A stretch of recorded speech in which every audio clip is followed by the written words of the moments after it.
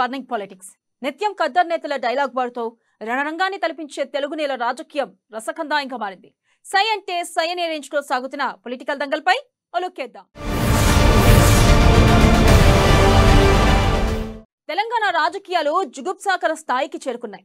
ఉద్దండ పండితులు, భాషా కోవిదులు నడయాడిన చోట ఇప్పుడు బూతులు రాజ్యమేలుతున్నాయి. నాయకుల నోటి వెంట అత్యంత అభ్యంతరకరమైన పదాలు అలవోకగా జాలువాడుతున్నాయి. ఈ క్రమంలో కాంగ్రెస్ ఎమ్మెల్యే దానం ఉపయోగించిన ఒక పదం రాష్ట్ర రాజకీయాల్లో బీపీ తెచ్చింది. దీంతో దానం అసెంబ్లీలో ఎమ్మెల్యేనా, అసెంబ్లీ రౌడీనా అని కారు నేతలు కౌంటర్లేస్తున్నారు. నిండు సభలో దానం మాట్లాడిన మాటలు ఏంటి? ఓ సీనియర్ లీడర్ అలా మాట్లాడొచ్చా?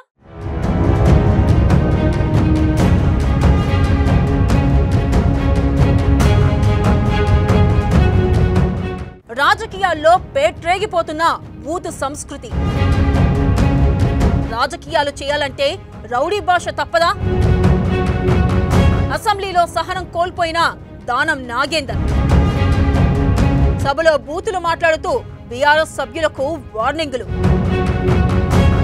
రికార్డులను పరిశీలించిన తర్వాత తొలగిస్తామన్న స్పీకర్. రాజకీయాల్లో బూతుల సంస్కృతి ఏ స్థాయిలో పేట్రేగిపోతుందో, రాజకీయాలను ఏ స్థాయికి దిగజారుస్తుందో తెలంగాణ అసెంబ్లీ వేదికగా అధికార కాంగ్రెస్ పార్టీ నేతలు మరోసారి రుజువు చేసి చూపించారు. అయితే ఇటువంటి రాజకీయ నాయకులకు అది ఎంతటి చేటు చేస్తుందో ఏపీ రాజకీయాల్లో వైసీపీ పరిస్థితి చూస్తే ఇట్టే అర్థమవుతుంది. వైసీపీ పార్టీలో బూతులు మాట్లాడిన నాయకులు, మంత్రులు అందరూ 2024 ఎన్నికల్లో కూటమి సునామీకి కొట్టుకుపోయారు. అయినా ఇప్పటికీ వైసీపీ నేతలకి తత్వం బోధపడలేదు. అయితే ఇప్పుడు ఆ సంస్కృతిని తెలంగాణ నాయకులు పెంచి పోషిస్తున్నారు.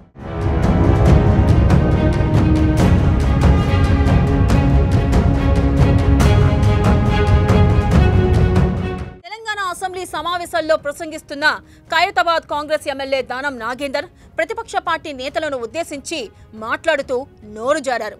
అసెంబ్లీలో ఉన్నామనే కనీస స్పృహ కూడా లేకుండా ఏయ్ మూసుకోవయ్యా, నీ కూర్చో, మిమ్మల్ని బయట కూడా తిరగనివ్వం, తోలు తీస్తా అంటూ అసభ్య పదజాలంతో బీఆర్ఎస్ నాయకుల మీద దూషణలు చేశారు.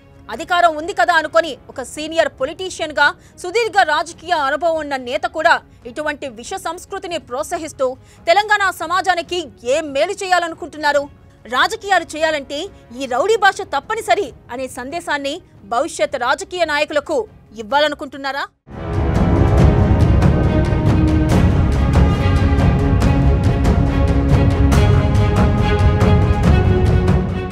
సీఎం స్థాయిలో ఉన్న రేవంత్ రెడ్డి కూడా తన భాష మీద కాస్త నియంత్రణ పాటించాల్సి ఉంటుంది.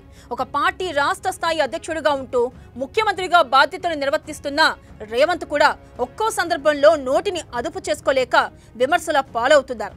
గతంలో కేసీఆర్ కూడా ఈ నోటిదూల కారణంగానే రాజకీయ శత్రువులను పెంచుకుంటూ పోయారు. ఇప్పుడు అదే తరహా రాజకీయంతో కాంగ్రెస్ తెచ్చే మార్పేంటి? ప్రత్యర్థిని విమర్శించడానికి రాజకీయ నాయకులకు బూతులే అస్త్రాలు కాకూడదు, వ్యక్తిగత విషయాలే ఆయుధాలుగా మారకూడదు అనే వాస్తవాన్ని రాజకీయ నాయకులు ఎంత త్వరగా గుర్తిస్తే సమాజానికి అంత మేలు చేసిన వారవుతారు.